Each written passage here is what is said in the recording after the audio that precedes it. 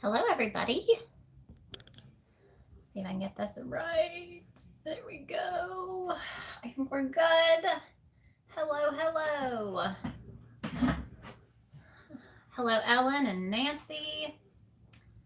Terry. Oh, there she is. There she is. I'm here.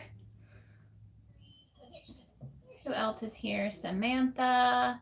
Oh, yeah, and it just turned on my computer, so I'm going to turn my sound down.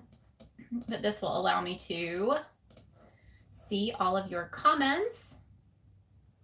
And maybe I can put this right in front of it, and then it won't be like I'm completely looking away. Here we go. And you can see all the nice, lovely yarn in the background. That was the point, right? That's why we collect yarn. Okay. Move this around a little bit. Happy Tuesday, everybody. How is everyone? I'm wearing my lovely Halloween shirt today just because it was chilly and I wanted to layer, and I feel like it's the cutest long sleeve shirt I own. So went with that one this morning. Let's see. Yeah, we got a lot of people here today. Nancy, Ellen, Terry, Sindra. I feel like there were a few more people. Yes. I've got my coffee. I know it's noon, but that's right around the time for the second cup after some lunch. Actually had lunch today at a normal time. Freezing in Michigan. It's cold here. Not as cold as some of the other days, but it was chilly walking to the mailbox. Let's see, I see Emma. Hello. My husband just got on the phone, so if you hear talking in the background, that's what it is. Okay, so today I really wanted to talk about Etsy. It's something that I haven't done a video on, which is kind of surprising, because there is a big, divide, I think. There are people who love Etsy, have been using Etsy for a really long time, and have stuck with it through the highs and lows. Etsy has definitely done some things that people don't like as much, especially when they raised their fees, and there's a star seller thing that's into play now that I've never gotten, so we can talk about that. But my husband has gotten it. So the captain got star seller for like a couple of months, and then they took it away because he didn't respond to a message fast enough. So it's a little crazy, but I don't get penalized for not being a star seller. So if they started doing that, then I might have to take a serious look at my Etsy shop. But right now, it's fine. People know that I am a good seller that buy from me over and over again, so I don't mind Etsy saying, you're not a star seller. So we're going to talk about Etsy today. You can go ahead and pop some, if you have questions for me, throw them in the chat and I'm going to write them down, because that was something I had started taking notes and I actually need to pull those up really quick. Let's see. Okay. I use an app called Google Keep on my phone. I have an Android phone. I have a Samsung Galaxy Note. So it's the big one with the stylus pen. Very, very great if you do a lot on your phone. And I do a lot on my phone. So that can be helpful to have the stylus and all of that fun stuff. So Google Keep, I have some of the questions here, but I would love to see if you have questions to pop them in the chat. Emma says she prefers eBay. So I used to sell on eBay, but I did not sell handmade stuff on eBay. So I sold old clothes, and I pretty much used it as like a trade out zone. So I would put my old clothes on there. That money would go to PayPal. I would use that money to buy new clothes on eBay. So it was just like a cycle, and it helped me keep my wardrobe fresh, which was really nice. The only reason I stopped selling on eBay was when they stopped allowing you to use PayPal as your main funding source. So I got an email from eBay saying that I was no longer going to be able to sell unless I linked a bank account. And I didn't want to do that. So I stopped selling on eBay, which you have to link your bank account on Etsy, but I had that linked for so long. And with eBay, it was just nice to have that extra piece that was just pulling and working through PayPal. So I stopped selling on eBay. eBay is pretty good. I think that the fee, let's see, I think it's 5%. Sellers, let's double check that because I did not look that up. Let's see. So it's free to have a shop. I know that because I used to sell. And you can have 100 listings. But where is final value fees? Is that right? Yes. So it's actually more expensive, it looks like. It's anywhere from 10 to 12.35% of a final sale. So it's actually higher than I thought. Yeah, that's higher than I thought.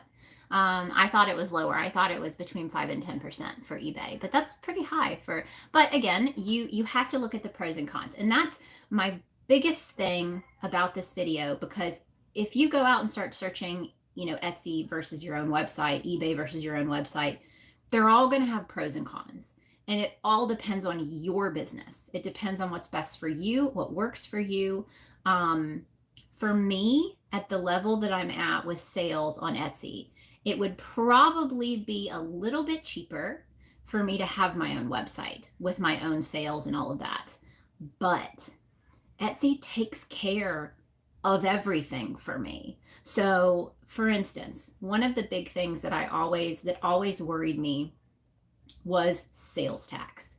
That was something that I feel like I flew under the radar at like craft shows because I didn't collect and remit sales taxes at craft shows. This was years ago, but it scared me with online because I wanted to make sure that I was doing the right thing. I run my business as a sole proprietor, and I'm not going to get into all of that in this video, but that's like the lowest tier. I don't have an LLC or anything like that. But that means you still need to be doing that. I reported all my stuff at the end of the year, but sales tax always worried me. Etsy takes care of sales tax in almost all of the 50 states. There are a few that it is not collecting and remitting in, so you do need to look up. I'll put the link in the description, but there is a link to a list of all of the states in which Etsy collects and remits sales taxes for. And so that was a big selling point for me with Etsy, because if you open your own online shop, you're supposed to do that on your own. So you're supposed to be, and it can be very, very difficult unless you pay. So let's look at, for instance, one of the big ones. I included some of this. It was Squarespace.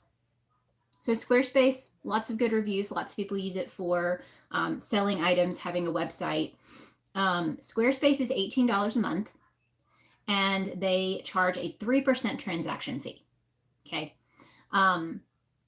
But if you do the $18 a month and the 3% transaction fee, you then have to manually go in, figure out what the sales tax is in every single zip code in the United States and enter it. Nobody's going to do that. So you're automatically setting yourself up to do something incorrect for your business that is a legal liability. Okay. So if you go up on Squarespace and you pay the $26 a month, okay, that's their next one up.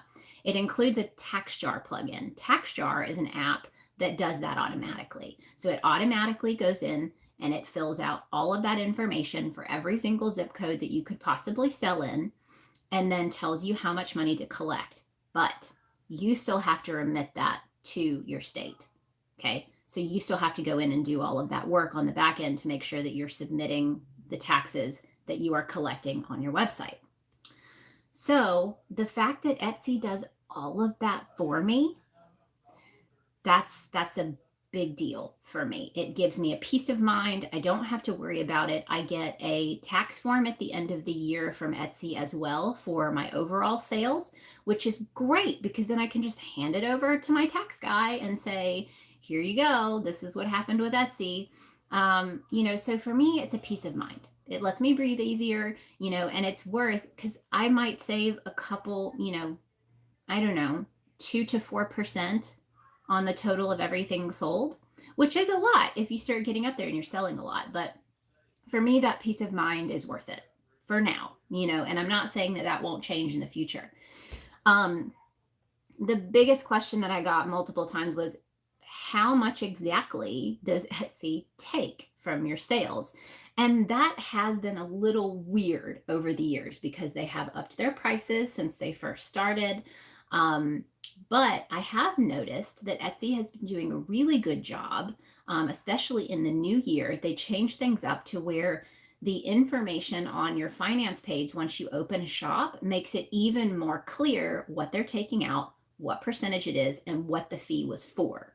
Okay, so the breakdown is fairly simple. There's 3 different fees that Etsy charges. The first one is a transaction fee. This is just like we talked about on eBay. So eBay takes, I guess, anywhere from a 10 to 12% transaction fee. That's whatever the cost of that item is 5% of that. So we sell our hooks for $45. 5% of that is the transaction fee. Okay. That does not change.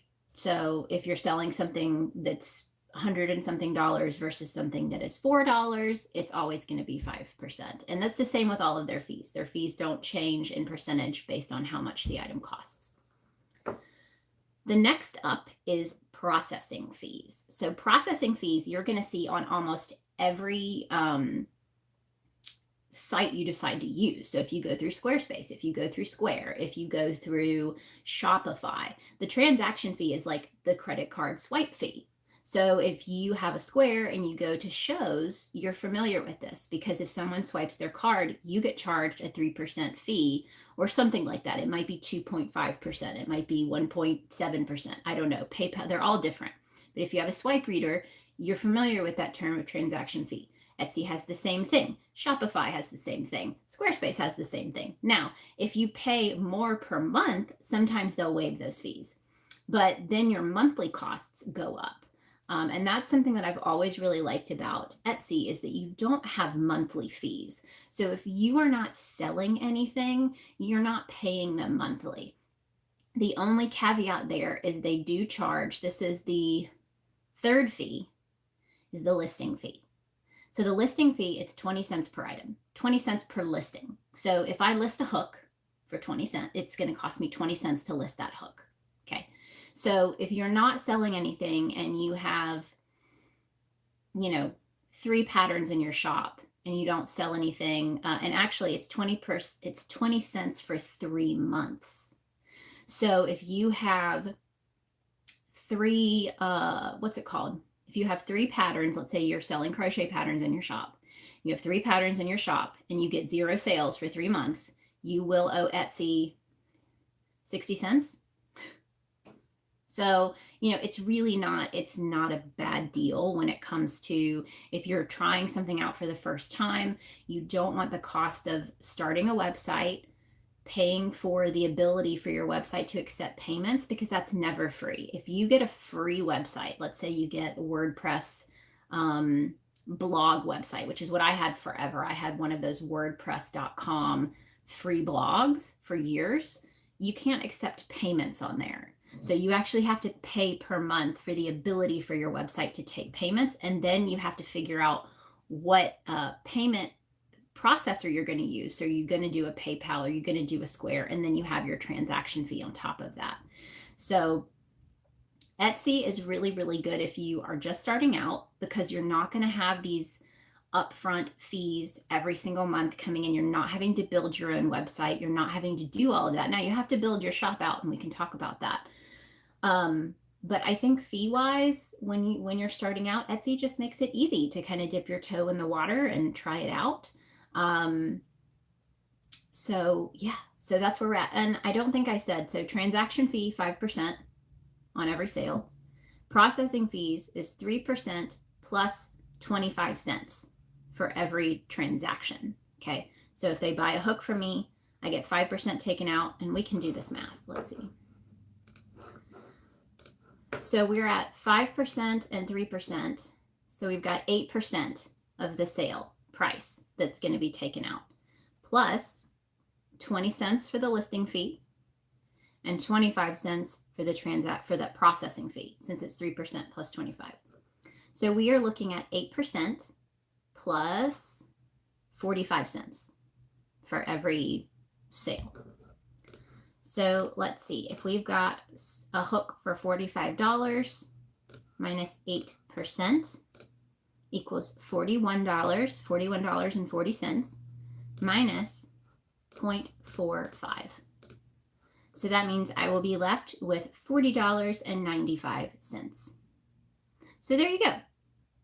That makes it pretty easy. And like I said, it really comes down to doing your homework of where you want your money to go, and what works for your business. Because if you have a business where you're selling a lot of stuff, maybe you're on Etsy and you're getting consistent sales every month, you can start researching and looking into having your own website, what that's going to cost, see if that's going to save you money, but make sure that it's not going to end up being a headache for you switching to your own website where you have to build out the website. If something goes wrong with the website, it's on you. When it comes to customer service, there are ways for people to reach out to Etsy. If there's an issue, it's all going to be on you. So it's just, there's a lot to think about there.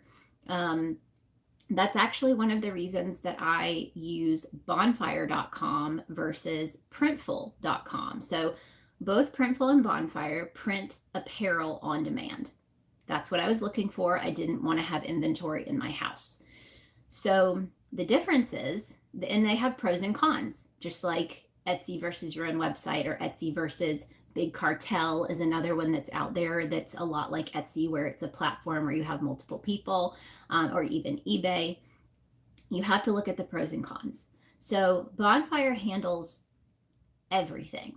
They handle the customer service, they handle the sales tax, they handle the sales, they handle the printing, they handle all of that. And if any of my customers have an issue, Bonfire will take the heat. Bonfire will work with them to send them out a new item or to make whatever it is right.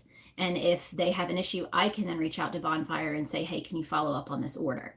So they have made it extremely painless for me to run an apparel shop, whereas Printful, so the pro about Printful is that Printful will actually connect with my Etsy shop so that I can have a listing in my Etsy shop, and when someone purchases that listing, that immediately goes to Printful. They print the item and they send it out. So that is extremely helpful. And I think I have chats that I'm not seeing. Am I? Oh, no, I'm not. Okay, good. At least I don't think I have comments I'm not seeing. And if you guys have questions or anything, please pop them in the chat. Like I said, I'm going to get off topic and ramble if I don't stay focused. But so Printful, they ship the item out. So I mainly use them for mugs because their mugs are really nice. And like I said, it's simple. It's easy because it links with Etsy. So I have all my mugs on my Etsy shop. And they also give me more creative freedom with where to place the print on the mug versus Bonfire, which is why I don't sell a ton of mugs through Bonfire, because the print space on Bonfire's builder when I'm creating the mug is tiny. So I feel like with Printful, I get to make mugs with larger prints, with larger graphics. And I think that's much nicer. And they have more mug options. So it just seemed like a win-win. The con is that if a mug arrives broken from Printful, unlike Bonfire, where they can just reach out to Bonfire and Bonfire takes care of it, they have to reach out to me through Etsy. I have to then reach out to Printful with the order number. Printful has to get back to me. They're going to ask me for a picture. So I have to then ask that person for a picture of the broken mug, sends it to me. I send it to Printful. Then they're willing to either refund or replace. So it takes a lot longer, and it's time that I have to spend going back and forth between the customer and Printful to get them to send out a new order. So that's a little more lacking, for me, but I get it. Again, there's pros and there's cons to everything that you do, and it's really a learning experience. I learned early on that I do not want to use Printful for things like bags and specialty apparel. So that's why Bonfire is better for my apparel, because when I was using Printful for canvas bags and apparel, those items were taking so long to print and ship out. And there were all these bugs where they would say, oh, well, we thought that color was in stock, but it's not. And then I'm having to go back to the customer and say, I don't know what to tell you. I'm really sorry. I'm not going to be able to fulfill your order. And I had to refund them their money. So it really is a live and learn and try things, and see how they work and then move on from there.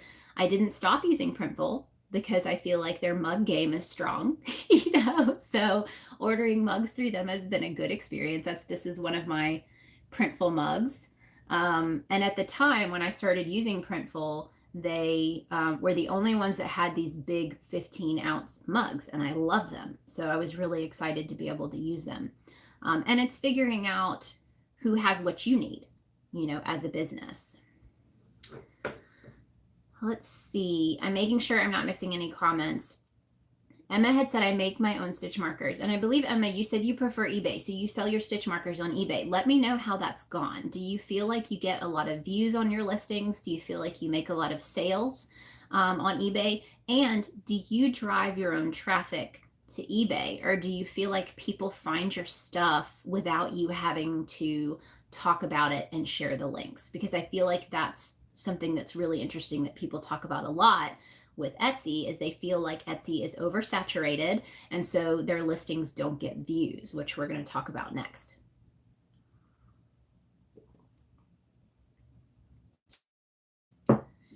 Etsy versus your own website.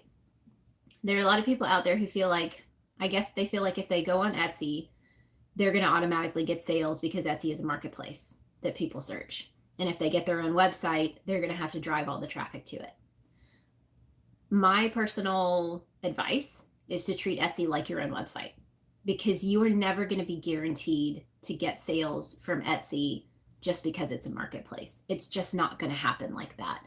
Now, as you get more popular, if you're getting lots of sales, if you're getting lots of 5-star reviews, if you are shipping things out on time, if you are meeting that kind of star seller status that Etsy has started putting out there, if you offer a free shipping guarantee in your shop that Etsy pushes you to do, there are lots of things you can do to get priority placement through Etsy without paying for it, according to Etsy. Now, this is not something that I have really tested. I actually removed the $35 free shipping guarantee because we were losing money. So I feel like, again, you have to do what works for you, but you can try it. There are things that Etsy says you can do to help get priority placement for your items, even if you are in an oversaturated market. I also want to start this by saying, preface this by saying that I did not do well selling crochet and knit finished items on Etsy. I did a lot better at craft shows. So when I had to move from craft shows to selling online, I did not have the greatest experience because I feel like a lot of people did want to see my products in person. So if I had decided to continue selling finished product, I would have had to work a lot harder on my marketing side than I do now with selling other items. But even now, I work a lot harder with marketing because now this is what we do, so now I have to focus on the marketing to get people to Etsy. My shop is to a point where I do get quite a few sales from Etsy. So there are people who go on and search for crochet, gifts for crocheters and things like that. And if you search Etsy for gifts for crocheters, a lot of my products pop up and populate. A lot of that does have to do with your keyword. So if we back this up and we go back to whether you have an Etsy shop or you are thinking about starting one, you really, really want to hyper focus in on your listings, and you want to make sure that your listings are as strong as they can possibly be, because that is what is going to allow Etsy to help you get sales, is if your listings are strong. If your listings aren't strong, and you are getting sales, you are probably doing a lot better of a job doing the outside marketing. So if you're in Facebook sharing, links to your Etsy shop, if you're sharing links to your Etsy shop and your Instagram, if you're talking about it on YouTube and you're getting that traffic to your shop and you're getting those sales, It doesn't matter as much if your listings aren't as strong because you are not relying on Etsy to do the work for you. But you kind of want to, right? Extra sales. Sorry, I have a scam calling. I've had a million of those calls today. It's probably going to happen again while I'm on here, so apologize about that. But so if you are starting your Etsy shop, the biggest things, there's a few things that you really need to go through, and I'm actually going to pull up. I had my Etsy shop pulled up, so we're going to pull this up really quick, and I'm going to go to my listings. So you really want to dig into these listings. One of the biggest things that you can do now, you have the option to have a video, which is great if you can take the time to take a video of whatever it is that you're making. Etsy is also working hard to prioritize listings that also have videos. They say that the listings with videos sell better. So that's always a great option. I've started trying to do that with my crochet hooks that have been in the shop longer, so they haven't sold as quickly. So I'll go back and I'll take a nice video of the hook, like a close-up, so they can really see the color and the sparkle from the resin. And I'll upload a video for that specific hook. So you can always go back in and update your listings and work on them. And that takes time.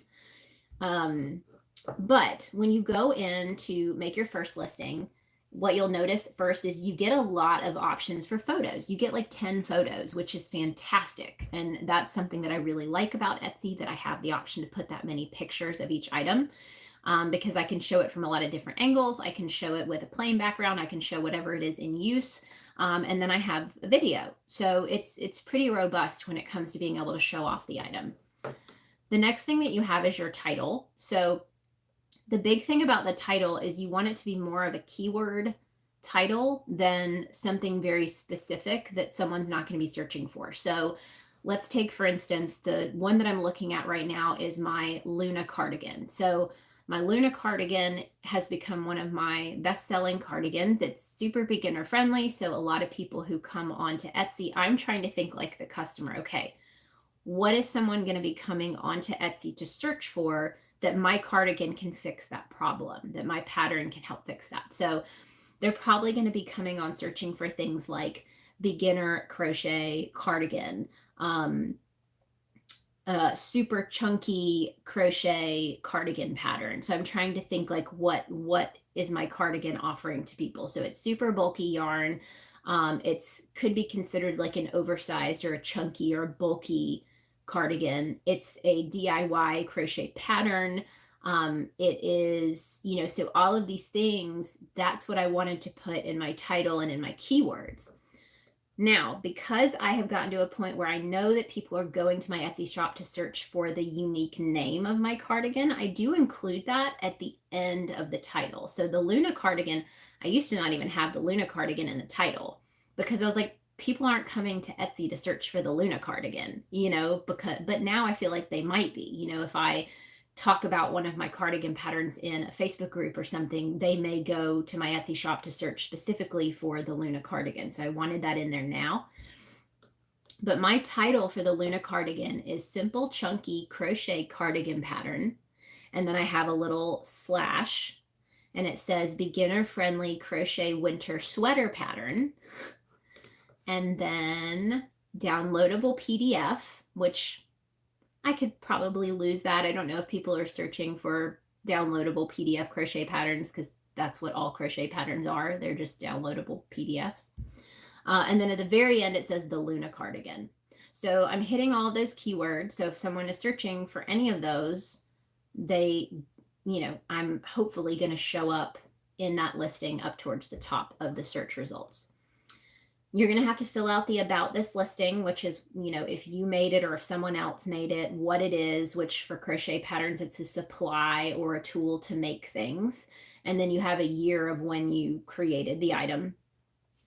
Categories are important. You want to try to fit yourself into a category that makes sense for the item. I chose patterns and blueprints. Makes sense. Pretty on par with that. One of the difficult ones to place is stickers. And I need to go to one of those to see where I placed it because there's not just like a fun vinyl stickers category. It's under like paper supplies and party supplies. I don't know why Etsy hasn't changed that up to have its own, like maybe under collectibles, have a stickers and magnets and keychains or something. Let's see, you'll have a craft type. Since it's under tools to make things, you can choose crochet or knitting if it's a crochet or knitting pattern, which is nice. You can choose a holiday. So if it is a Halloween theme pattern or a Christmas theme pattern, you'll be able to choose that and put that in there. Let's see. Okay, so my descriptions, I do try to be very descriptive, especially for patterns. I want people to know before they even purchase the pattern what they're going to need for it. So the amount of yardage, what the different sizes offered are, what the hook size is. I've even started including the gauge. So if they need to double check and make sure that the hook that they have and the yarn that they have will match gauge, they can do that before they actually purchase the pattern. So trying to think through in your head, what are the things that people are going to wonder about before they're willing to purchase this? And those descriptions can grow. So if you start off and you're not really sure what to say, you can make it a little bit smaller, and then you can take your time and come back and start adding things, especially if people are buying something from you. Let's say you sell crocheted amigurumi dolls or toys. As customers start asking questions, keep a log and notes of all the different questions people ask you if they reach out and ask you questions. And you can include answers to those questions in the listing description, which is going to help people feel a lot more comfortable, like this person's got me. I know everything I need to know. I'm ready to purchase. So that's super helpful. And it means that you're going to spend less time answering questions, which is always helpful. I know for me, my biggest fear as a pattern designer was that I was going to put patterns out there and have emails daily of people having issues with my patterns or not, maybe not understanding something. And that's not something that I've had to deal with. So that's really great because I don't know where I would find the time to answer tons of emails a day about patterns, and if I did, I'd probably go back to that pattern and try to update it to help make it more clear. Okay, let's see. Oh, good example of that. On my patterns under the description, I have this big long list that says how to, accessing your digital files. And it's all the information that I could find about how to access digital files, because that's the biggest question I get is I can't download my file. I can't find my file. And I found it was actually another seller. So that's another thing. You can look at some of the other things. You can look at the terminology that other sellers use and how they include information. And sometimes that'll make it easier for you to start creating your own thing. Don't copy and paste straight off of their listing. But this person had a really good collection of different links that Etsy provided to help people access their digital files. So that was something that I was able to take and carry into my listings to also help people understand how to access their digital files. So now if I get an email from a customer saying, hey, I can't find my pattern to download it, I can go to one of my listings, copy and paste into the message and say, hey, sorry you're having issues. Here is all the information you need to help you access your digital files, and copy and paste and send it on their way. So that has made my life a lot easier when it comes to that being one of the biggest questions that I get. And a lot of that is because Etsy doesn't allow digital downloads from the app. And a lot of people are purchasing on the app and then they can't find their files to download them. Okay, next. Having sections in your Etsy shop is big. If you can, you won't need it right away. If you've only got, let's say, 3 to 5 listings, you may not need sections, but it's good to go ahead and try it out. So let's say if you're selling crochet patterns, I've seen people do it very differently depending on the person. And this is another reason you can go out and do a lot of different research on other people's Etsy shops and how they're set up and structured. But there are people who do sections for their crochet patterns like tops and sweaters, bottoms, bags. You could do it by category of the item. You could do it by yarn weight. You could do it, and those are, spring and summer versus fall and winter. I've seen those. Now, the thing with Etsy and categories is one thing can't be in multiple categories. That is something that I hope they'll fix, because I feel like there are some things. That's actually one of the reasons I haven't split up my crochet patterns into sections, which I'm getting to the point now where I feel like I might need to, because I have, I think, close to 40 patterns.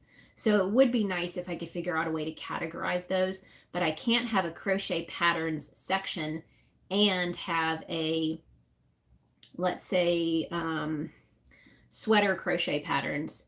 Those sweater crochet patterns won't then be showing up in just the overall crochet pattern section. So I kind of hope that they do like drop down categories within a category. That would be really cool.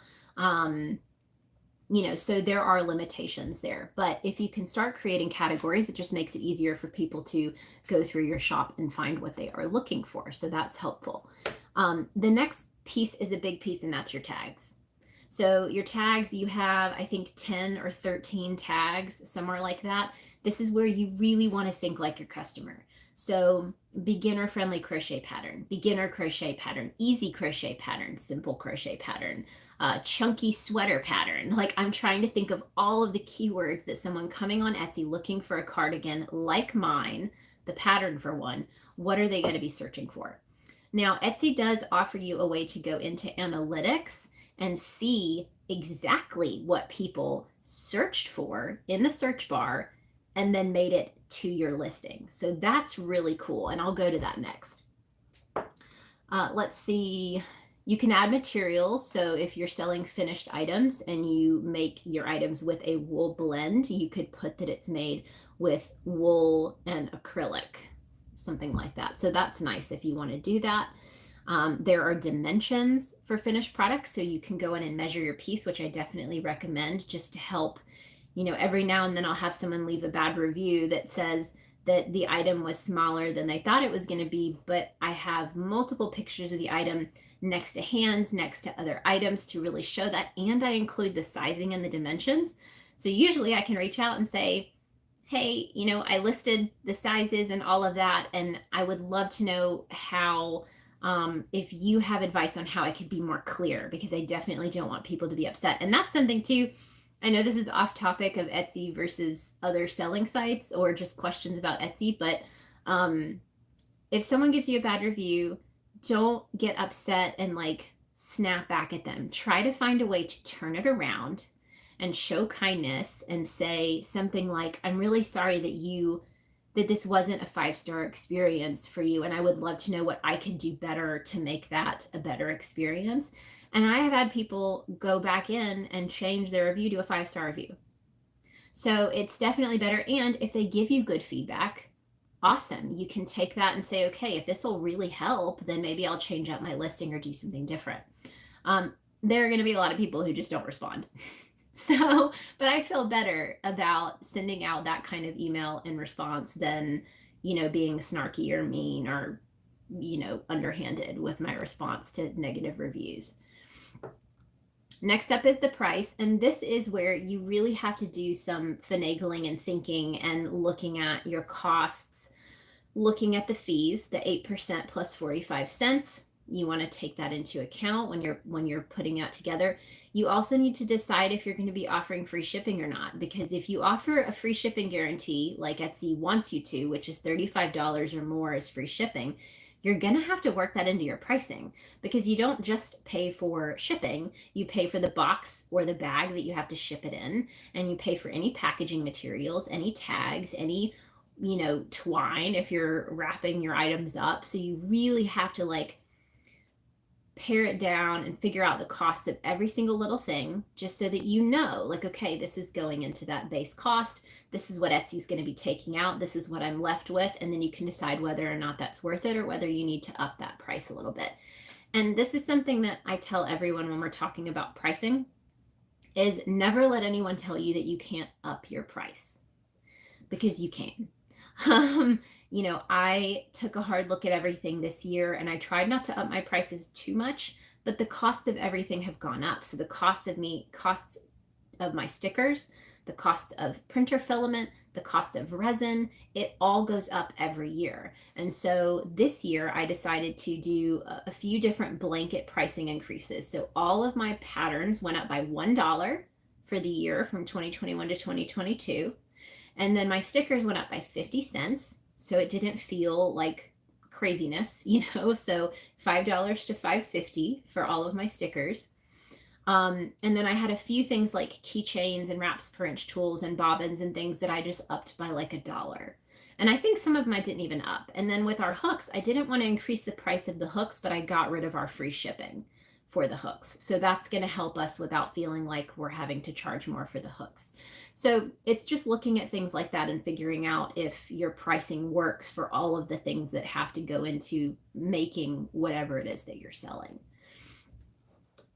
Okay, let's see. Then you have your quantity, and then you can upload your digital file if it's a digital file, or you're going to have a place for shipping. So that's where you can go through and decide where you ship to. So you don't have to ship everywhere on Etsy. You can only ship domestically. If you're in the US, you can just ship in the US. If you're in another country, you can just ship within your country. And you can go through and choose every single country that you want to ship to.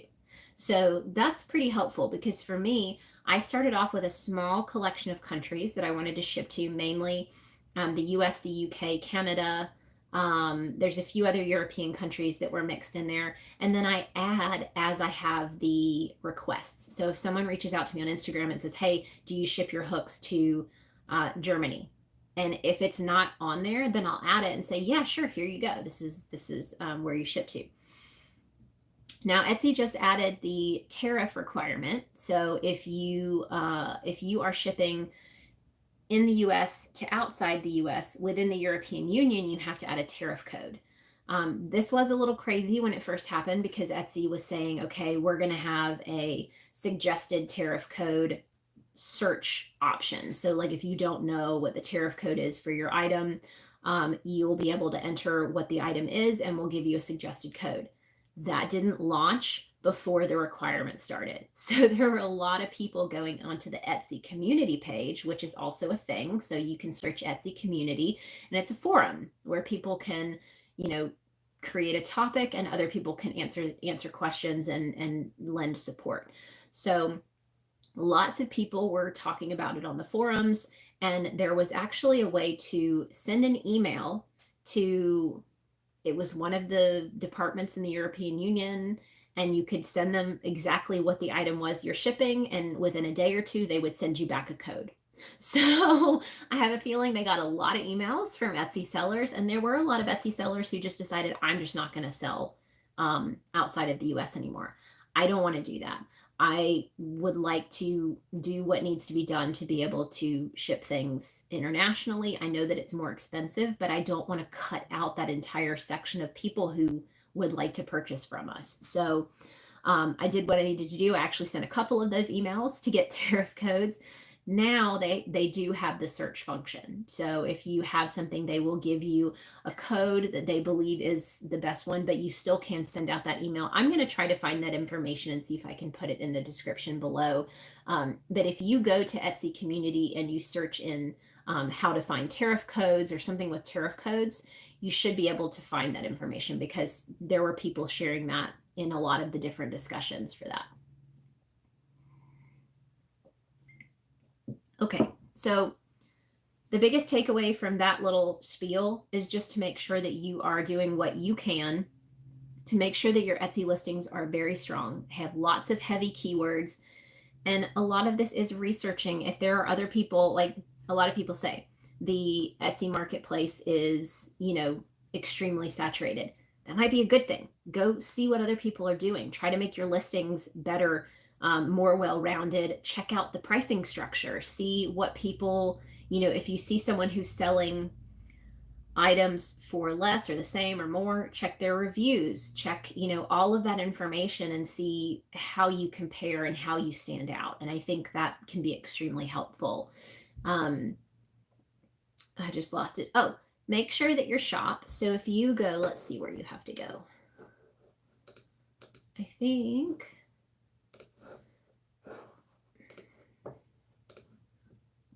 I'm going through and looking for this really quick. Let's see. If you go to your shop, the actual front of your shop, you can see all of your stuff and what your shop looks like to other people. And there's up in the header, there's a thing that says edit your shop. So that's where you can do some of the editing. My biggest thing is make it look like a website, so do a header, like have a header at the top. And I'll turn this around so you guys can see really quick what I'm looking at. So if you have not seen my Etsy shop, whoop, that is my Etsy shop. So I have a header up there, and I have my featured listings. So you can have 4 featured listings. And then as you scroll down, you see the rest of the listings, and you can see over here where I've got all of my different categories. There's also a place at the top where you can have a little announcement about your shop. So if there's anything that's new or up to date or something that you want to call people's attention to, my announcement is actually telling people that if they want to find my apparel, it's at pinksheepdesign.bonfire.com. So trying to create that ability for people to see this is not my only shop. If you've seen my apparel elsewhere, this is where you can go to find it. Let's see, I have started, and this took quite a while for me to get to a point where I found a really good, strong look for my shop. And that really goes back to more on the branding side. So once you create a business, you create your business name, you want to start thinking, what are the colors of my business that I want to use to create cohesion? What does my logo look like? Does my logo have those colors? And then you can start including those colors and fonts. So colors and fonts. And this goes, if you create a website or a blog, you can use those colors and those fonts to make your blog look similar to your Instagram or similar to your Etsy shop. And then it's all one big cohesive picture. And that takes time. And that I didn't really feel until the last 2 years that I was getting to a point where I was comfortable with that and figuring out what I wanted. But I do feel like it has helped my Etsy shop grow and become a little more cohesive looking, because now, you know, if it's not a sticker or something like that, I have this bar across the bottom. I'll show you guys. Let's see right here. I can probably just turn this around. See? Yes. So you can see right here, this bar for the Sneaky Buns bucket hat and the Weasley sweater. And I have different colors for these. But I feel like that makes it cohesive. And I would like to start doing a different color for each year. I think that would be kind of cool. But if you come over here and you go to coffee mugs, I created these little templates in Canva. So Canva is great if you start realizing, okay, I know what I want my stuff to look like. It's time consuming. I had to download these mock-ups off of Printful, which is where I sell, the printer that I use for my mugs. But I downloaded these, popped them into Canva, and created these little Etsy thumbnails to help people know exactly what it is that they're getting, and they can see both sizes that are available. So that is super helpful. If you go to my patterns page, this is where you can really see, they all say crochet pattern. I started seeing a lot of people do that on Etsy, and I thought that was a great idea, so people didn't think that they were purchasing an actual crocheted hat for $6. And you can see I've included all my brand colors, which are orange, pink, purple, and yellow should be in there too. Yeah, I just started using yellow this year.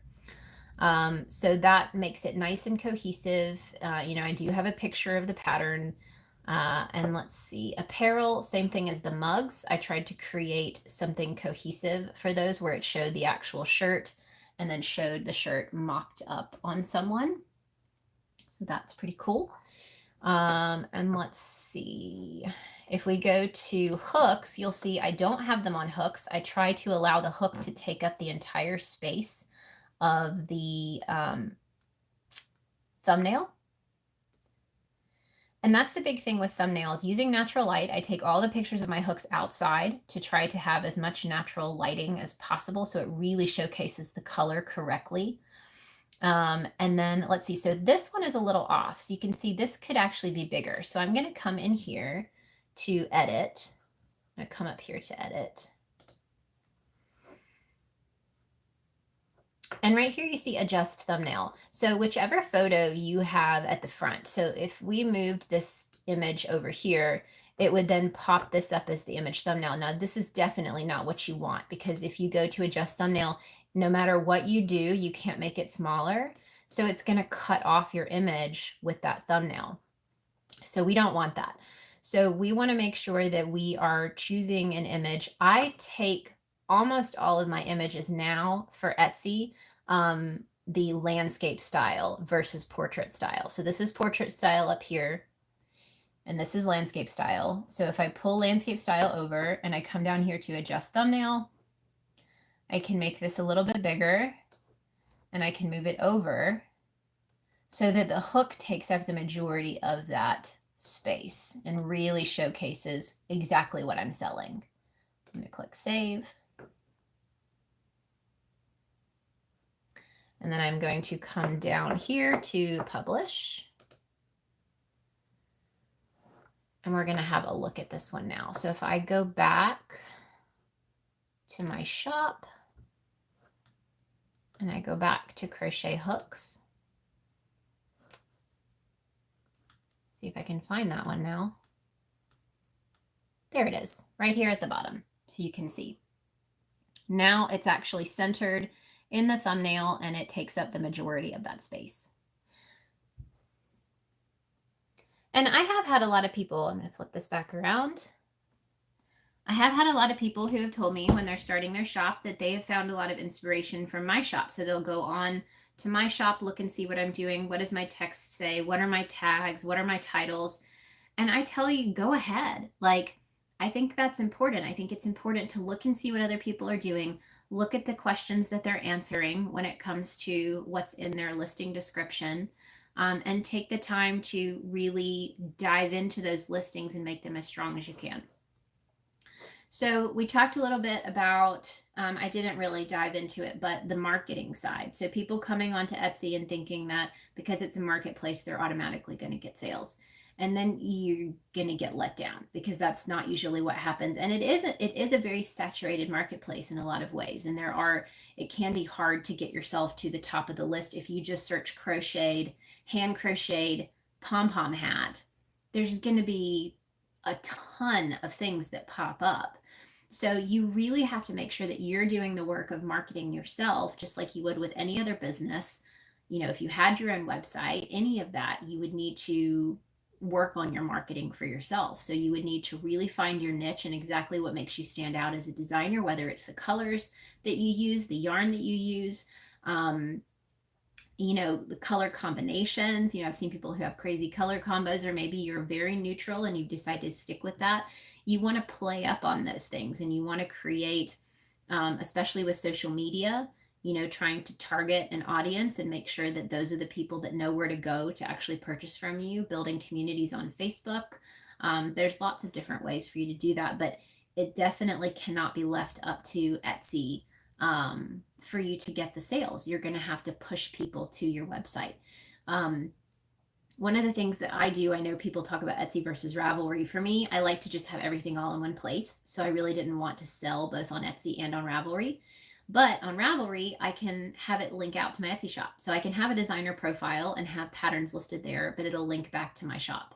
So finding ways to link back to your shop and have people visit your shop, whether that's, again, I just started growing my YouTube channel. Like, you know, this is my first year doing regular YouTube lives. So I have to be very diligent to make sure that all of my links are available in the description of my video so people know where to find me and know where to go. And same thing with like my link in bio on Instagram. I have one of those link trees in my bio that has information on where to find all of the stuff and purchase things from me.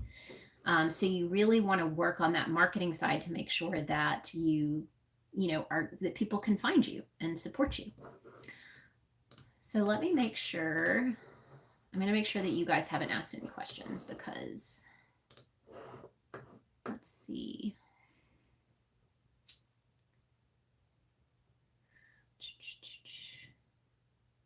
Chrissy, have you had any issues with people buying your patterns and thinking they're getting finished products?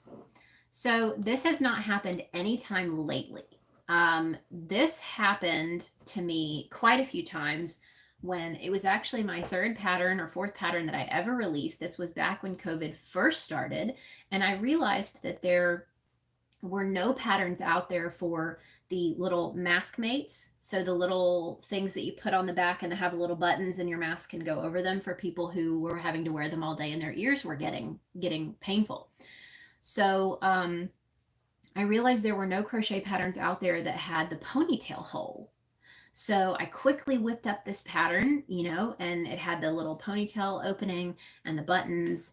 And this was also before I put the actual bar over the top of that first image that said in big letters crochet pattern. It just had a picture, you know, of the little thing. And it was a $2 pattern, I think, when it started, because now I think it's $3. I had a lot of people who would message me a month later and say I never received my my mask mate. And I said it was a digital download. It wasn't, you know, and I didn't refund anybody money because I was like, it was $2, you know, at this point, like it's a month later, you know, you didn't read the listing, the title, the keywords, anything, because all of it said that it was a digital download for a crochet pattern. But that was really the only time that I had that issue. So I haven't had it any time lately. So that's been nice. But I think a lot of that has to do with now having that big bar over the top that says crochet pattern versus just having a picture of the finished item. And I think that's why a lot of Etsy sellers do that now, is they find a way that, you know, matches their aesthetic to put some kind of badge or something on that initial thumbnail that says crochet pattern. And I think that helps. Molly, I always like when a pattern maker puts a small part of the pattern in the picture so I can see how they write them. That's interesting. I have never done that. I hadn't even thought about doing that. But that's good to know that you feel like that has been a game changer for you, because it's not something I would have thought of. But yeah, that's interesting. Hello, Mickey. Hi, Marsh Knitting. Stephanie. Got a couple people joining in late today. And Vita. Terry. Instagram's where I found a lot of the Etsy shops I buy from. Exactly. So, and when it comes to Instagram marketing, whole nother ball game. I think I have a few videos on that. I definitely have some blog posts on things like hashtags and making sure that your Instagram is fully outfitted to make sure that people can find you and support you. And I can maybe do another video on that if you guys are interested, but whole nother ball game. But it's important. Any of your social media outlets are important, making sure that you are clear on where people need to go to support you, whether that's your Etsy shop, eBay page, your own website, any of that. Thanks, Ellen. Ellen says, don't forget to hit the thumbs up. Says, I have really outdone myself today. I appreciate that. I hope you guys are finding this helpful. I haven't had any additional questions in the comments, so if you do have a question, I've got a few more minutes, so be sure to drop that in there. I am going to check my keep notes and see. Make sure that your Etsy shop is completely outfitted just like your Instagram. So there is a place on your Etsy page when you're creating your shop. And let me see if I can find where it is if you have an Etsy shop. But there's a place to add your Instagram accounts so that if someone's on your Etsy page and wants to support you on Instagram or on Facebook, have that there. There have been times where I know that they have an Instagram page, but it's not linked in their Etsy shop. And so then I have to go and search Instagram to try to find the right person who owns the Etsy shop. So make sure that all of that information is there and that it's all interconnected. Let me see. I'm pretty sure once you're in your dashboard, your shop manager, you go to settings and about your shop. There you can add your story. So if you want to add an about you section and about your shop, that's where you want to add that, which is great. You can add photos. You know, if you have photos that you really like of you, you can add up to 5 photos. And I think you can add a video too. If you have a video of you working or something or talking about your shop, you can add that. And this is where you add shop links. You can have a Facebook, Instagram, blog, website, and more. There, I could have more links and I don't. Let's see if I can add a YouTube channel, because I bet you, no. So you can add Facebook, Twitter, Instagram, Pinterest, blog, and a website. Those are the links that they allow you to have. And actually, I could add my Pinterest because my Pinterest is not on here. So pinterest.com/pinksheepdesign. There we go. Make sure that's in there right. Yes. So now my Pinterest is added to my Etsy shop. So someone can go follow me on Pinterest. So I'm just going to save that. So make sure that your Etsy shop, even if you only have 1 or 2 listings, make sure that the listings are strong, the photos are good, the description is clear, that your shop has an about you section, that it has your social links in there, that everything is interconnected so that people don't have to struggle to figure out who you are, how to support you, where you are on the internet. You know, make it easy for them to find you on all of these different platforms, because you never know which platform they're going to prefer. They may prefer to follow you on Facebook, or they may prefer to follow you on Pinterest. So, and it's okay if you're not on all of those, but if you are out there on social media, if you have an Instagram page, if you have a Facebook page, be sure that those are linked to your Etsy shop. And be sure that those pages have your Etsy shop listed. So make sure if you have an Instagram that you get yourself a link tree. They're free. I think I use, it is Linktree, and it's spelled linktr.ee is how you do that. It's a free option. You put the link in your description of your Instagram, and you can have all these different links to different places. So make sure that you have your Etsy shop listed. If you have an Instagram, if you have a Facebook, make sure that that link is there in the description, the about section of the Facebook page, and share your link. You know, say I've got new stuff in the shop. Share a post that says you've got new stuff in your shop, that you did a shop update. Same thing on Facebook. If you have the ability to use the link in your stories, there's a link button. When you create something new, you can add the link button in your story to send people directly to your Etsy shop. Okay, let's see. Had a couple more questions, I think. Make sure you update your policies. That's a big one. So when I first started selling hooks, I had someone who purchased one of our crochet hooks, and we've always had great reviews. We've always had great feedback. This one person, I don't know, she had a bad day, not really sure. She said that our hooks were cheap, they weren't worth the money, and she wanted to return it. And I realized that I did not have it listed in my policies that I did not accept returns. I think Etsy says automatically that you do not accept returns for digital files or custom items. But you have to go in and make sure that you say, okay, I'm not dealing with this. I don't accept returns. You could say that you accept exchanges. I think that's something that I have listed, that I do accept an exchange. So if someone wanted to, if they got a hook and they wanted to exchange it out, if there was an issue, they could do that within a certain amount of days. You can set the amount of days. But dive into the policies a little bit and make sure that they're up to date with, you know, that they help cover for you, so that you then don't have to say, oh, well, you know, this is what I do. You want those policies in place so you can point them to those. Let's see. I was writing down pros and cons of Etsy versus your own website. And I think for me, again, it all comes down to being a streamlined process for Etsy. There are things that Etsy has done that I'm not super happy about. I talked a little bit about Star Seller, and I can go through that really quick if you guys don't know what it is. So I'll read it to you. Star Seller. So you pretty much get a badge. It says, how do I become a Star Seller? This is a qualification criteria for Star Seller based on the last 3 months of your shop data. It's message response rate. And it says for me that 95% of first messages in a thread are responded to within 24 hours. And I think you have to have 100%. And then one-time shipping and tracking, 95% of orders ship on time with tracking or with a shipping label purchased through Etsy.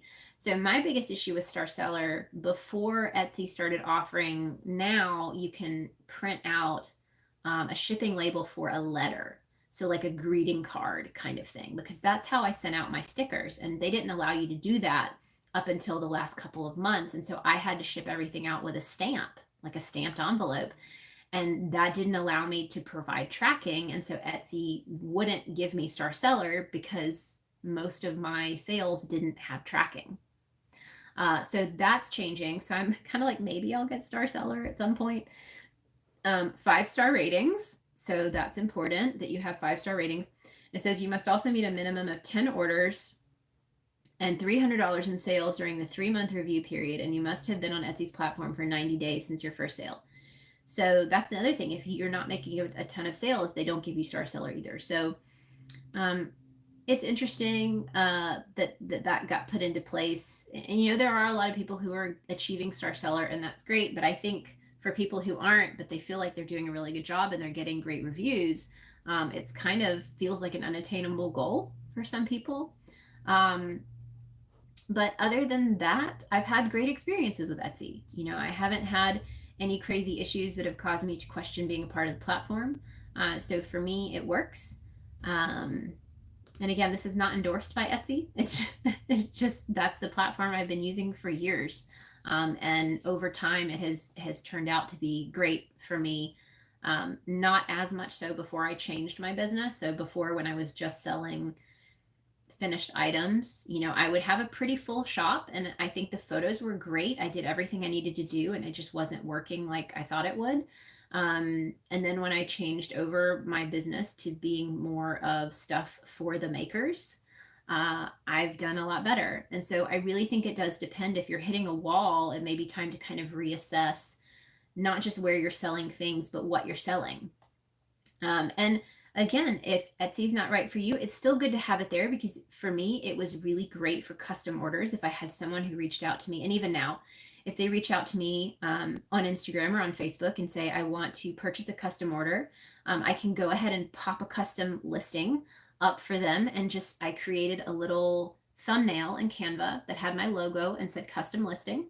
And I could put that up there. I could go ahead and get them to pay ahead of time. And then I could make whatever that item was and do the shipping through Etsy. That's another thing, is not every personal website or shopping, like Shopify or Squarespace. I'm not sure about the two of them, but a lot of them, you have to print your shipping labels separate.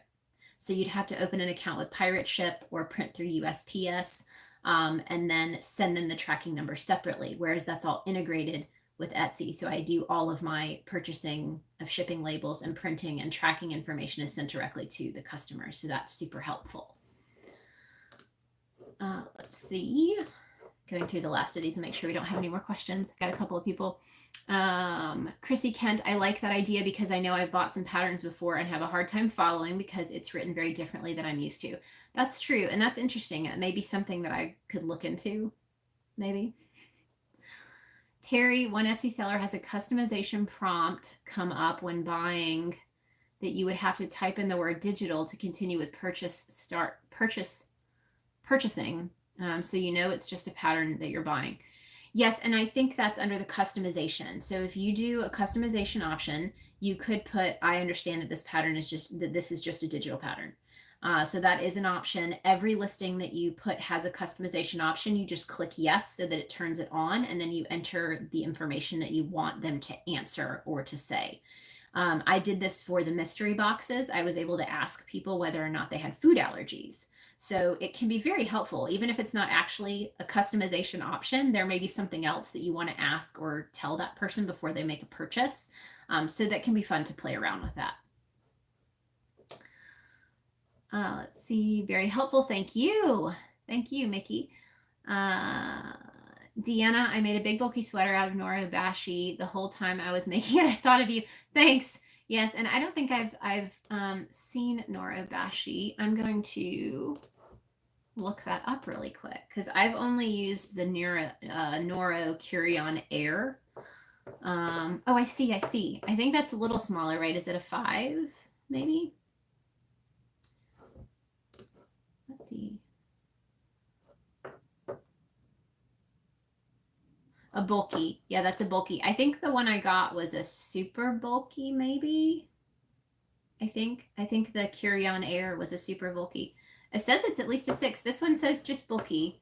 But I think the one that I got from them said maybe it was super bulky, but it felt a little smaller.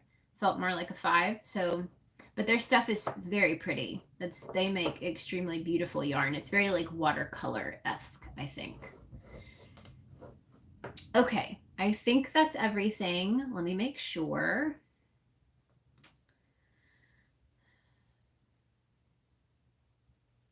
So I read a couple of blogs last night about Etsy versus a personal website.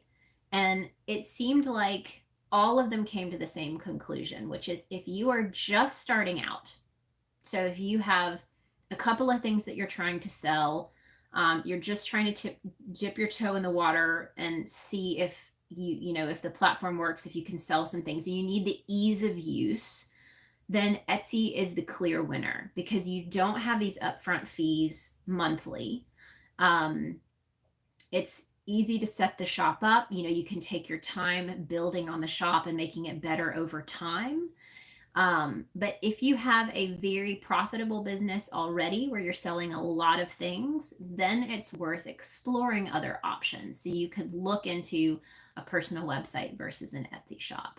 But my biggest thing is make sure that you have someone that you can talk to about the legality of your business. I think that's really important if you want your business to go anywhere. Find yourself someone that you can talk to about, should you do sole proprietor? Should you open an LLC? What do you need to do about taxes? Make sure that you have the proper guidance so that way you don't get down the road and realize, oh shoot, I've been doing this 5 years and I don't know if I'm doing everything like I'm supposed to.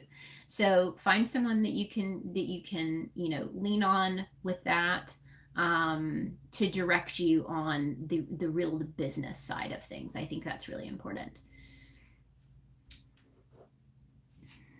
I got a couple more questions. Ellen, what are your thoughts on giving credit to a pattern designer? Well, I think the biggest thing is find out if the pattern designer allows you to sell finished product. I do. If you buy a pattern from me, I have no problem with you selling final projects. I don't think I require people to give me credit, but I think I ask that they do, just because it's nice. It's nice, I don't know if it actually gets me, any additional sales, because if they're selling a finished product to someone, the person they're selling it to probably doesn't crochet because they're buying a finished item that's crocheted. So I don't think they're going to go find me as the pattern designer, but it feels nice. It's that extra, appreciation for the fact that you wouldn't have been able to make this finished item if you had not purchased the pattern. So I think that's a nice head nod, to people who put that pattern together. There is actually at least one Luna cardigan for sale on Etsy that is a finished Luna cardigan, and that was really cool. I came across that the other day, and they did give me credit in the description, so it was really neat, to be able to see that and to see my name on there. So I thought that was really cool. But yes, definitely check the pattern, see what they say. If you're unsure, shoot the designer a message and say, hey, I'm interested in selling these on my Etsy shop, finished products. Is that okay? I would definitely do that if I were you, because people can be weird. And if they don't say, I definitely wouldn't assume. I would just make sure to ask to be sure, and give them a shout out when you're selling them on, if you post something on Instagram, tag them. I think that's the best route to go.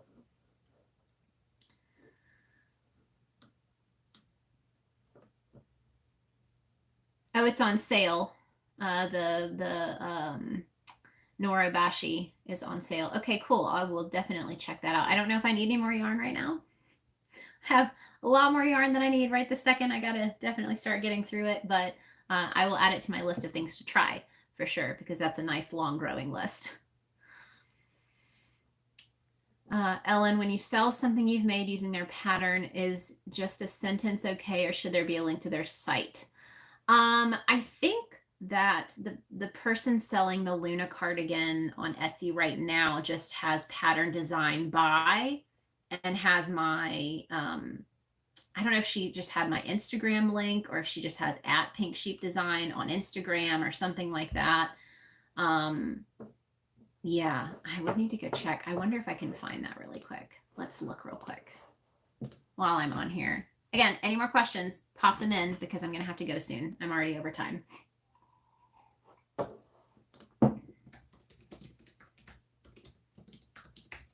Let's see if it comes up under Luna cardigan. It probably doesn't. I don't think she listed it as Luna cardigan. I think she just listed it as like a super chunky crochet cardigan. Let's try that. Super chunky crochet cardigan. That should pop up. Let's see. And I don't think I favorited it. Oh, but here's one. Well, it looks like mine, but I don't think that's mine. Of course, now I can't find it. I'll do one more page.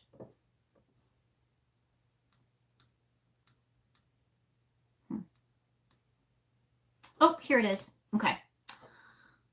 All right. She is selling it for $85, which is pretty good. I think a cardigan, it needs to be upwards of high 80s to low hundreds if you're going to sell a cardigan. And this is using blanket yarn, so it's probably a little less expensive. It wasn't like hand-dyed yarn or anything.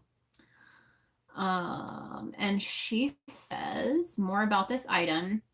Pattern by, and then she has an at Pink Sheep Design, and actually she has at Pink Sheep Designs, so I could actually reach out to her and just let her know, you know, that it's actually no S at the end.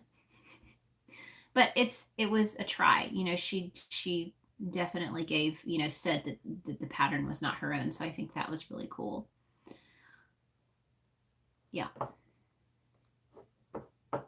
So I think anything that you put is helpful. If you want to put the link, I think that's fine. You know, it's not like putting the link means they're going to go buy that item from that person, because most likely if that person's a pattern designer, they're not selling finished items.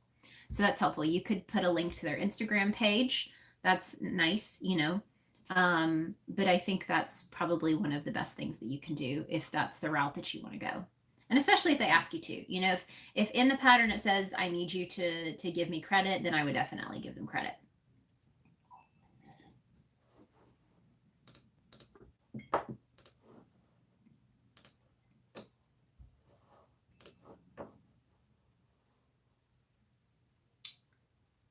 Let's see.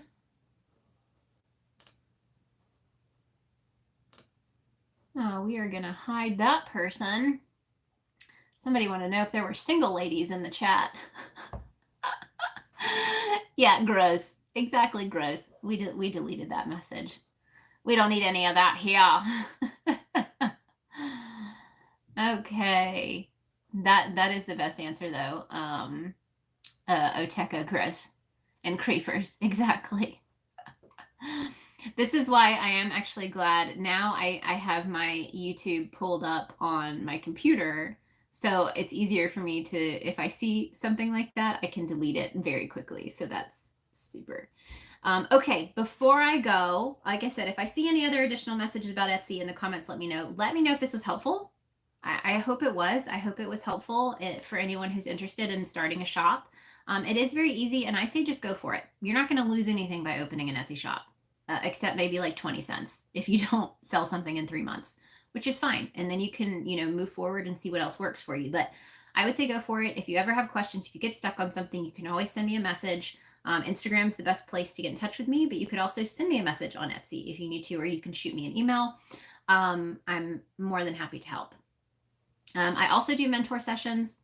That's something else. If you want to open an Etsy shop and you'd rather do it one-on-one, we can hop on a Zoom call and I can help you set your Etsy shop up. If that's something that you're interested in, I can do that as well. Just send me a message and we can do that. New stuff. So because you guys hung out this long, you guys get to see the newest things that just came in. They are not listed in my Etsy shop yet because I just got them yesterday and today. But I got some new things that are going to be up in the shop. So I don't know if you guys have seen this or not. I don't think I've shared it anywhere. I think maybe on the Dark Humor and Yarn Facebook group, I think. I have a new tarot card design that is finalized, and the stickers will be going up in the Etsy shop either today or tomorrow. So I'm really excited, and I'm going to show you guys in case you haven't seen them. I am going to share the old ones first because I really tried to make it a collection. So that's my goal as I continue to add these. So we'll go from the very beginning. Very beginning is the hooker. You guys have probably seen this one. Had it for a while now. This one's available on pretty much everything I make.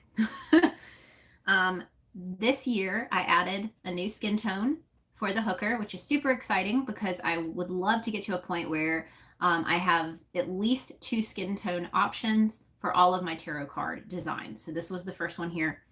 The second one is the knitter. This one I do not have a sticker in a darker skin tone, but I have apparel in the darker skin tone. So I do have 2 skin tones for this one. I just don't have the sticker. So that's next up on my list. And then right now I have the seamstress. This was number 3. And this one right now is only one skin tone. So this one has to be updated as well. But that was my goal for this year, was to start updating that. So right now, these are the 4 that I had available in the series. Very happy with those. You ready to see the 4th one to the series? I'm so excited. Okay, and this one I went ahead and purchased both skin tones, which makes me really happy to just go ahead and have it. And voila! This is the 4th tarot card of the collection. And again, these are just stickers. They are not actual cards. Maybe one day if I make enough, we could do a deck of these, a collectible. But this is the new design, the collector. We have balls of yarn up here. The design I really pulled from other tarot cards that were out there. I kind of wanted to stick with classic tarot card colors. And it's the same with a lot of them. It's very simple colors. And some of that is also for the fact that it's, you don't want too many colors when you're having to print stuff. So a lot of these have the oranges and the corals and the golds, and then obviously somewhere in there blue sky, and the blue for the water here.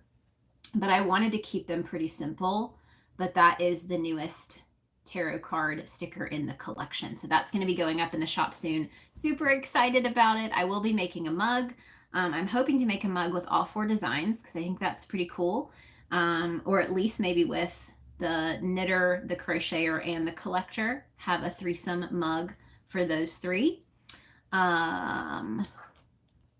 All right, I have one more thing to show you guys that just came in yesterday. As you may or may not know, I did have enamel pins for a little while. I sold out of them right before Christmas. Oh, where did they go? I have a couple of them left that I kept for me. So these were the enamel pins that I had in the shop. So it was the hooker. There you go. Let me take it out of here. They were 1 inch tall, which was pretty small, but it's hard to know till you order them what they're going to look like. See if that will focus in at all. It's so tiny. I don't think it's going to. Yeah, you can kind of see that. So it's really small, says the hooker. Like I said, these were 1 inch tall. I sold out of them right before Christmas. Someone shared it in another Facebook group and people bought them out. So that was great because I didn't know how long it was going to take me to sell them. But that meant that I was ready to make a bigger enamel pin purchase, which meant multiple designs. And I made them a little bit bigger because I felt like this was just a teeny bit small and there is so much detail on these that I felt like it deserved a little more space. So with that being said, let me show you guys. Like I said, I just started opening these. We're going to look at the difference. Those are old versus new. Woo-woo! So same design, same colors, just a little bit bigger. So that is the hooker. And these are soft enamel pins. I was told by the designer, by the printers, that for this design, because there's so much detail, that the soft enamel would be better than the hard enamel. So that's the reason that I went. Now they're not soft, it's just there's like a dip here. I think with the hard enamel pins, there's like a coating over the top. So it doesn't have the indentations, but they said this is a better route for my pins because they have so much detail and the soft enamel is going to show that better. But they're super shiny. The colors look great. I feel like you can really see a little bit more of the detail. I have 3 more to show you. All right. This is my first time ever having the knitter pins. See if that will focus in for you. Come on now, YouTube. I think it's because it still sees me in the corner. Maybe if I get rid of that, get rid of my face. It doesn't want to focus, does it? Not at all. You guys get the gist. But it is my knitter design on the pin. I don't know why it doesn't want to focus for me. Ooh. Oh, it's riding the struggle bus. Totally struggle busting today. There we go. That's a little better. There we go, the knitter. So that one is now going to be available. So we've got both of those. Both of those. I love that size though. I think that's the perfect size because the other ones were just a little too small. This is number 3. Anybody have guesses which number 3 is? 3 and 4. I'm gonna go ahead and get them both undone. I'm glad you guys like the size. I'm really happy with it. Y'all are first to know. I haven't told this to anybody. Secret. Okay. This is number 3. It is the seamstress pin. So the seamstress pin, it was interesting because the sticker, I had a ton of sales all at once. And I think there was a sewing blog that listed my sticker as a great stocking stuffer. So I figured because it had gained so much popularity just in the past year that it was deserving of going ahead and being an enamel pin, because that means that all three of my tarot cards are enamel pins now. So that was really exciting. And I felt like that was actually before I started work on the collector. So that would have to be next. Oh, we get to block someone else. This is great. Yes. Okay. And then the last one, because I know some of you guys have been waiting on this one. Yep. If you don't like curse words, I'm sorry. I don't say a lot of curse words, but this has been a mighty big seller. And this one finally has an enamel pin, and it's so vibrant. It makes me so happy. It's so vibrant and pretty.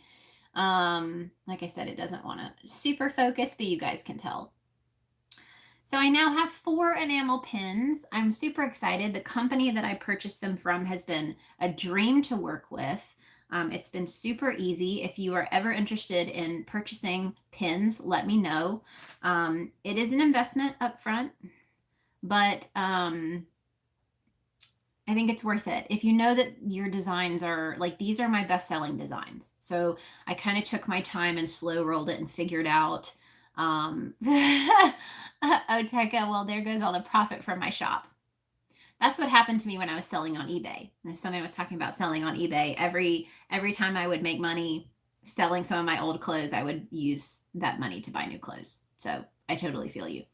But yeah, really excited. It's taken time. I waited until I felt like, it was actually when my last set of pins sold out. I said, okay, I'm going to give myself permission to go ahead and purchase, a couple of designs. And the more you can buy, the less it costs. So you do have to think, if you have the ability to purchase in bulk and you know that the designs are going to sell out over time, usually I would wait and see, like with stickers, I would buy 50 stickers because that's usually, it's not the minimum, but it's, the cost is okay. And so I would buy 50 stickers.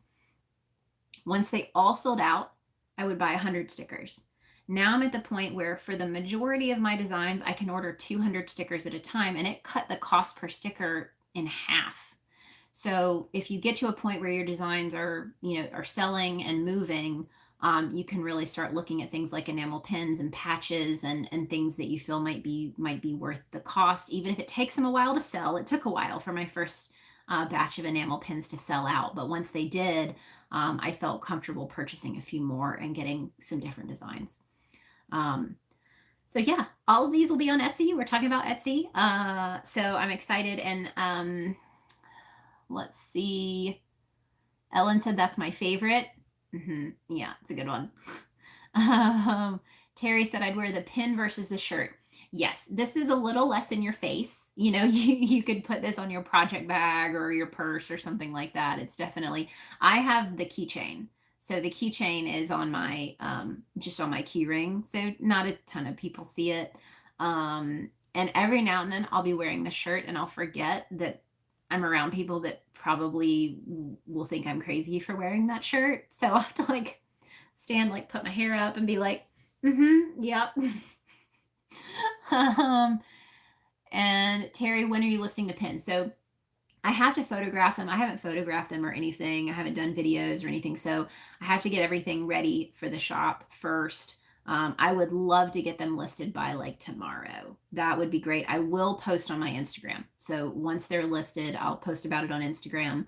And I did want to remind everyone, if you have purchased one of our hooks and would like to be part of our new hook club, we have the Pink Sheep Design Hook Club that just launched the past couple of days. It's something I've been working on behind the scenes, still has a lot of work to do. But if you have bought a hook from us and you did not get an email from me inviting you to join the hook club, shoot me a message, whether that be on Instagram. You can comment here and just let me know that you didn't get the invite, and I will send you a separate invite so that you have that link. But that's what I'm working on right now. So we're trying to get the hook club up and running for people who love the Pink Sheep hooks, so we can give you guys more specific rewards and discounts and things like that for people who are collecting our hooks. All right, I am way over time. But I hope this was helpful, and I will see you guys. I will be live again here on YouTube next Tuesday, 12 p.m. Central Time, and I will be live on Instagram this Friday at 12 p.m. Eastern Time, Central Time as well. So you can join me there too. If you don't have an Instagram, I do post those videos here on YouTube after they're over, so you can watch the replay if you would like. I hope you guys all have a fantastic week, and I will talk to you very soon. Bye guys, happy hooking.